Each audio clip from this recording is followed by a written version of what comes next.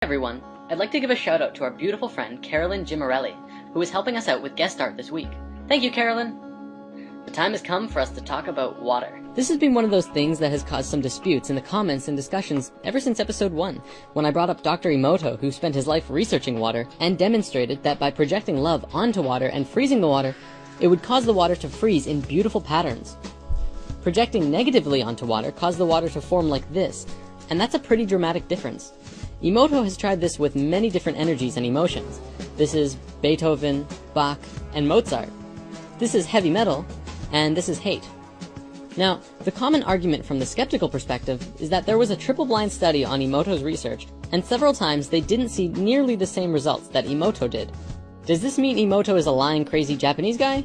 Not necessarily. He seems like a pretty level-headed guy. Could it mean that the people who did the triple-blind studies didn't understand what Emoto understood about water? Well, I feel like this may be more of a possibility, but this is what we're going to discuss today. Now, let's objectively look at water for a second. What do we really know about it scientifically? Well, we know that it's the most common substance on Earth. We also know that every living species of life on Earth comes from water, and needs water to grow. This includes crystals too, by the way. We know that the human body is roughly 75 to 90% water, and that's quite a bit. Not just humans though, it's prevalent in all life. Without water, life could not exist on this planet.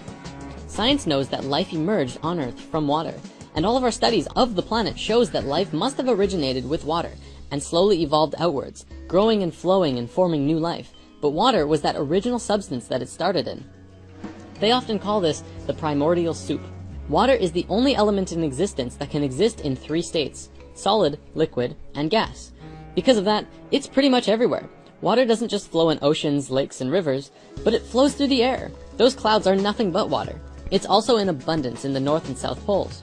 What else do we know about water? Well, it's the only element that expands when it freezes, and contracts when it heats.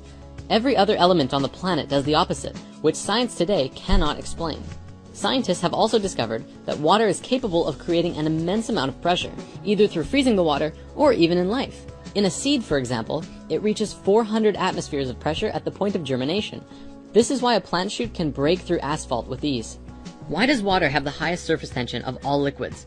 Why is it that it's the most powerful solvent on Earth? And why is water able to rise against gravity through the trunks of giant trees against thousands of atmospheres of pressure? Want to know the truth?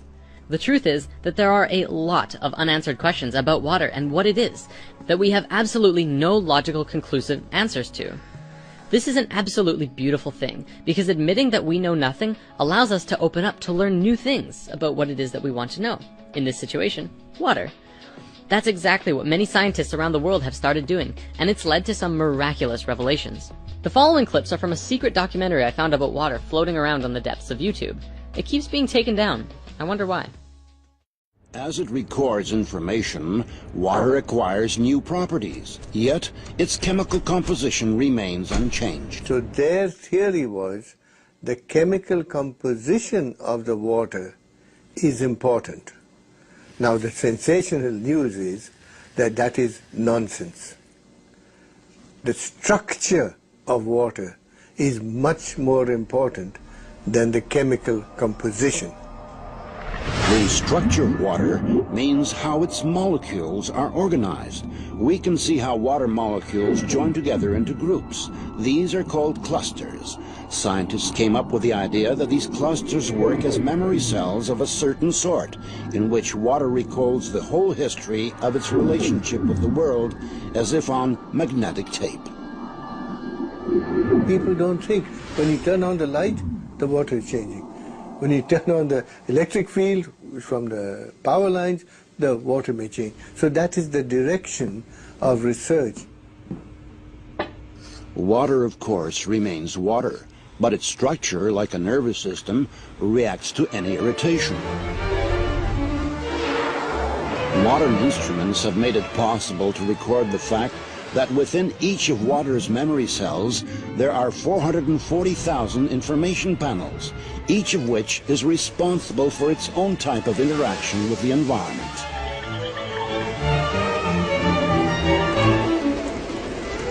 If you consider a cluster as a group of specific molecules, then it can survive only a short amount of time. But if you consider it as a structure whereby molecules can leave and other molecules come in, the cluster can last effectively for a very long time. The stability of the cluster structures confirmed the hypothesis that water is capable of recording and storing information. It may be the single most malleable computer, which it's like a computer memory.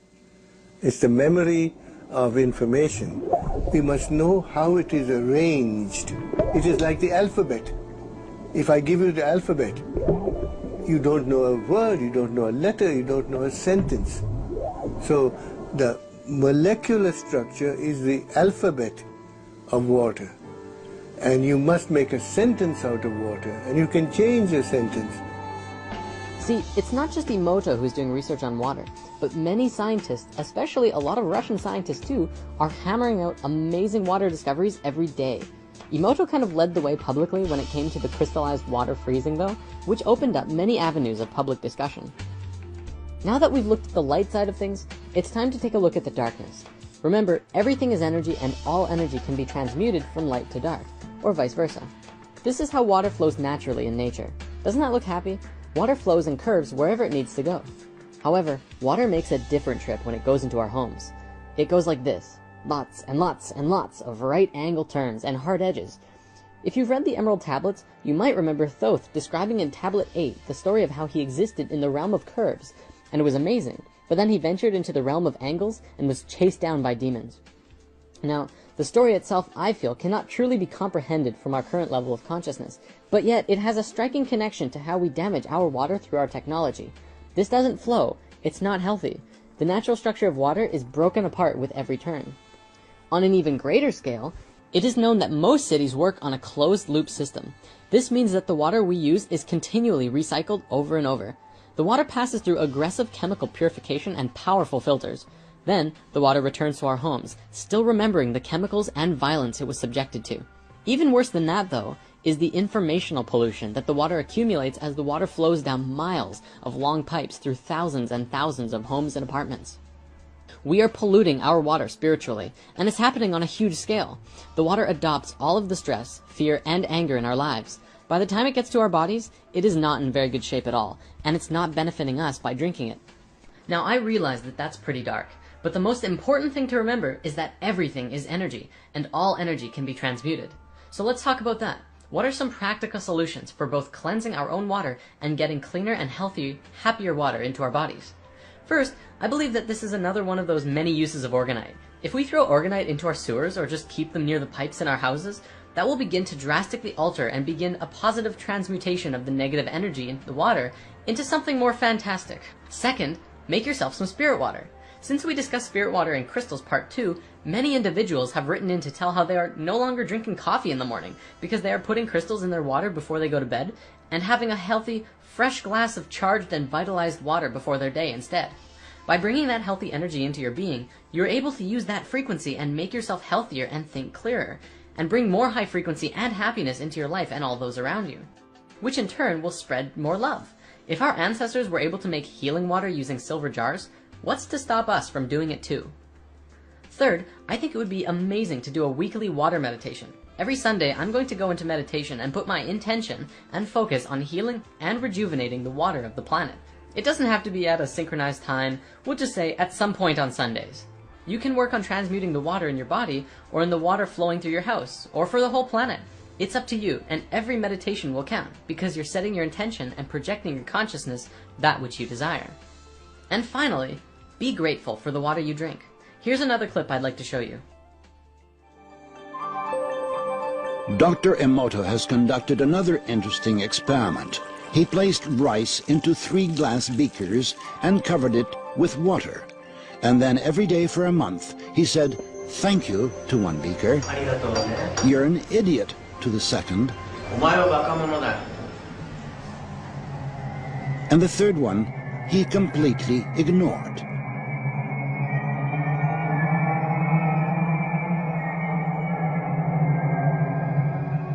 After 1 month, the rice that had been thanked began to ferment, giving off a strong, pleasant aroma. The rice in the second beaker turned black. And the rice that was ignored began to rot. Dr. Emoto thinks that this experiment provides an important lesson, especially with regard to how we treat children. We should take care of them, give them attention, and converse with them. Indifference does the greatest harm. Tell some dreamy story, but almost practice. Water creates so many structures that life cannot exist without. Water forms the DNA helix. Water also forms the structures of proteins. Our bodies cannot work without water. Every seed, every embryo begins in water. It is the surrounding water in the embryo that gives life and brings the nutrition that is necessary to facilitate growth in that life. Our Earth is a giant container of water from which every form of life arose. Every living thing is essentially a container of water. Just like a piece of art that has not yet been sculpted by an artist in a clump of clay, within the water contains every infinite possibility for life within it. Water brought to life a pre-existing conception of life, but for any life to begin, there first must have been an impulse. Every species of living being constantly strives toward its own perfection, and it all came from the same original consciousness, the same source. The final thing I want to bring up before we conclude this week's discussion is a very cosmic analogy. Without water, life on Earth could not exist. The only other element that is absolutely necessary for life is the sun. Without the sun, we could not have life, and in a poetic and beautiful way, this is the cosmic father and mother of life on Earth. Think about it. In biological reproduction, you need a man and a woman. The male provides the seed, and the female provides the egg. And together they do a dance and form new life. The sun is the male aspect, bringing the cosmic life force energy to Mother Earth. Mother Earth is, of course, the mother, providing the egg where the new life will grow.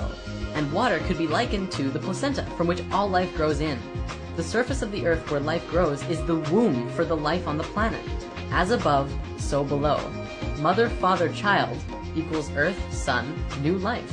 And that's us, as well as all of the animals and wildlife and crystals and everything living on this planet. Modern science and society is relatively skeptical, to say the least, of the messages from water.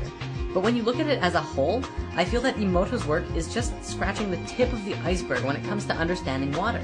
To look at these frozen water crystals and brush it off as a pseudoscience is incredibly dismissive of a much larger understanding about what water is and what role it plays in the evolution of life itself. It is life. It is you.